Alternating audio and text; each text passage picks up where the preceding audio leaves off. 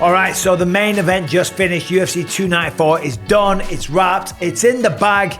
And Islam Makhachev is still the lightweight championship of the world. He defeated Alexander Volkanovski. Not only did he defeat him, he finished him in stunning fashion inside the very first round. It was around the 3-minute mark. It was unbelievable. Head kick. The oldest trick in the book. Go low, go high. And it worked.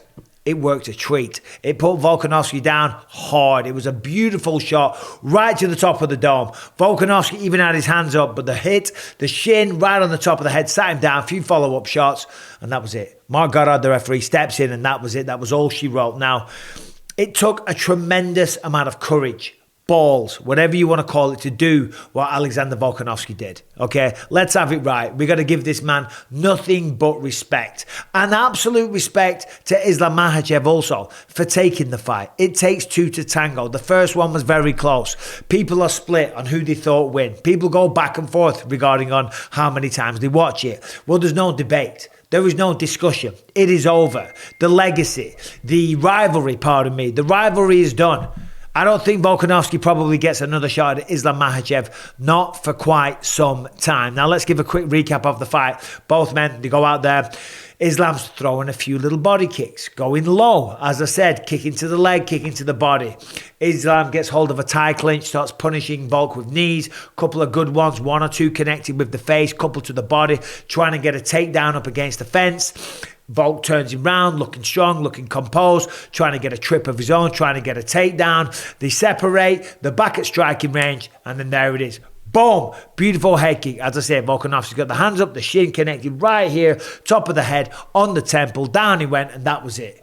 Islam Makhachev is still the champion of the world, and Volkanovski did not achieve his dream of becoming a two-weight division champion. As I said, it takes two to tango. Both men took this match up on short notice, so maximum respect to both men. Now, I didn't see this coming. I said there would be a finish. I did say there'd be a finish. I thought Volk might get it early in the first round. Islam might get it later in the fight as Volkanovski starts to get tired. I thought Islam came, he looked better. Just like every single time, he looks better. The physique on the man, he looked like the strength and conditioning regime had been through the roof. It looked like Khabib Nurmagomedov had been pushing this man to his absolute limit because he showed up in the best shape that we've ever seen him. Now, granted, it's not a bodybuilding contest, but you can look at the physique and that will kind of give you an idea of how hard they've been training, how much they've been preparing, how many countless hours they have spent inside the gym getting ready for the fight. When you looked at Volkanovski, it's understandable. He looked a little softer, and rightly so. He took the fight short notice. He was stepping up a weight class, so of course we're not going to see him with the most amount of packs, 6-pack, 8-pack, 10-pack, you know what I mean? You're not going to see that. He took the fight on short notice, stepped up to the plate, dared to be great, but didn't get it done. So, Volkanovski, he said he wants to fight in January. He will fight. He will main event probably at UFC 297, going down in Toronto, January 20th. And that is a good timeline. He said, listen, I don't do well when I'm not fighting. The problem is he's fighting Ilia Topuria, a man that is also undefeated, a man that will give him a good run for his money. Volkanovski, as we saw, he had his eyebrow split open. I think that was from the cut. Could have possibly have been from the knee. Regardless, though, superficial wound. In a few weeks, that will be healed up, and Volkanovski will be good to go. That's going to give Ilia Topuria a lot of confidence, okay? Because it's great to fight a champion when they just got stopped in the first round, because it might lower their confidence. And with fighters, confidence is key. It is everything. It is part of what makes them so great. So that's that. That's in January. Islam Makhachev has closed the rivalry, okay? John Anik said that we might see Volkanovski fight for the lightweight title again one day down the line. And yeah, maybe we will.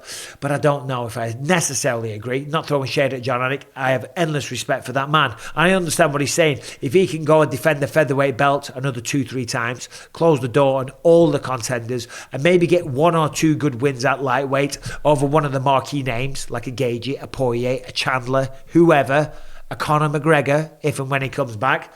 UFC 300 against Chandler, that's when he's coming back.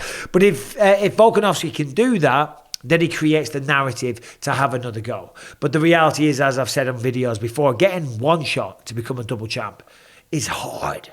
Getting 2, I don't know if that's happened before. Getting a third, that's really tough. So what's next for Islam Makhachev though? He is the belle of the ball, Abu Dhabi's finest, Dagestani's champ, and is he starting to maybe come out of the shadow of Khabib Nurmagomedov? That's not throwing any kind of insult towards Khabib. Khabib did it primarily on the ground. Relentless wrestling, incredibly tough ground and pound, and ridiculously strong submissions. Islam now is showing that he's the complete threat. He can get it done in the wrestling department. He can snatch up a submission on the ground. And he can turn your lights off with a head kick as well. As I said, the man is a complete threat. Who does he fight next? Well, he said that he would like to see Charles Oliveira and Justin Gaethje fight each other. To be honest, Islam, I would like to see a relatively quick turnaround. He had a great camp. He didn't get injured. He had a quick win, a stunning victory, a tremendous moment for him and all of his team and all of his Muslim brothers and the fans of in Abu Dhabi and all across Dagestan and Russia. Celebrate this moment because that was incredible. But he didn't take any damage. So I think we might see him again relatively quickly, and that's good. Because Charles Oliveira's there. I just said that Volkanovski's cut on his eye, that'll heal up very quick. Charles Oliveira, that cut will be healed in a few weeks, so you never know. Maybe we see Islam and Charles Oliveira in Canada. Maybe we see that fight on UFC 295, 297, what am I saying? 297 in Canada. You never know, crazier things have happened. Or maybe they save it for something like UFC 300, which is going down probably April next year with Conor McGregor and Michael Chandler.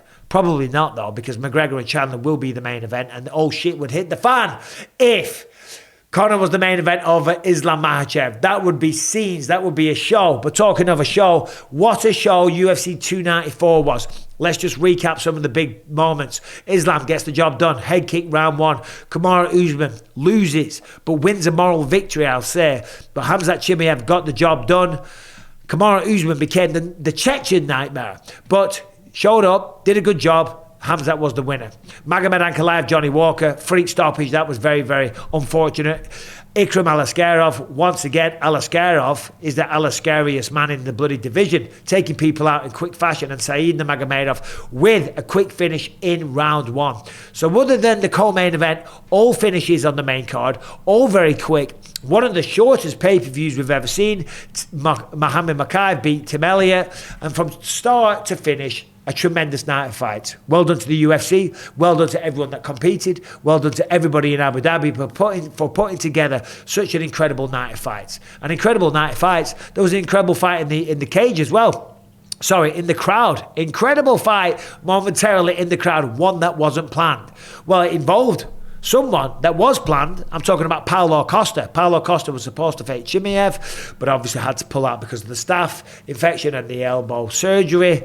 But he was in the crowd, and there's video flying around on social media of him getting into a fight, having a little bit of fisticuffs. I don't know what happened, but definitely some people in the crowd were throwing down with Paulo Costa. Paulo Costa looked like he landed a punch as well. Who knows? My guess would be people were heckling him, people were talking shit, calling him a pussy, etc., etc. I don't know, I wasn't there. I'm just trying to piece it all together. I'm trying to give you an estimation of what happened.